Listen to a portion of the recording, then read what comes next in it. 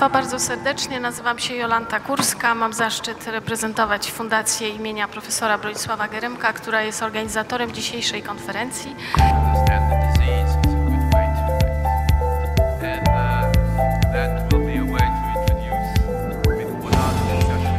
What has changed with understanding of freedom and with the threats to freedom within last 15-20 years after the big changes in 1999, end of the Cold War, and secondly with globalized world. 20 years ago we have national states that were strong.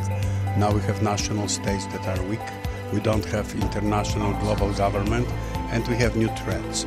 The first threat is the impact of the big media and computer technology and basically things I call electronic democracy, and the ability to use various devices for surveillance, for following people, for getting information about the people, and on one hand by the states, on the other hand by the corporations, monopolies, and people who exercise ever stronger power over our pockets and also our minds through advertisement.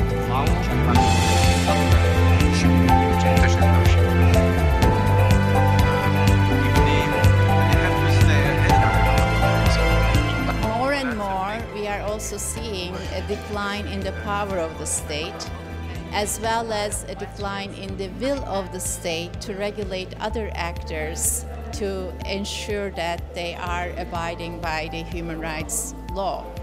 I would say that the corporations are financially more advanced and powerful than many of the states, and they also, in certain ways, what we can say, take the states or push the states to their own will, to abide by their own will, to serve the interests of the corporations, because they hold capital flight as a threat.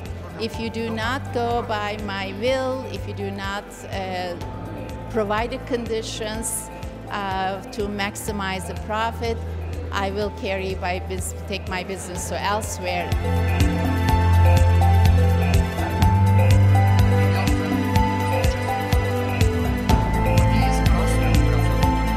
Well, I think there is a tendency by governments to want to give up freedom in exchange for security. But I think there are also forces within each society, often non-governmental organizations, which struggle to maintain freedom and are sometimes successful, and that in the process they contribute to the legitimacy of the state, and they prevent the giving up of freedom too readily.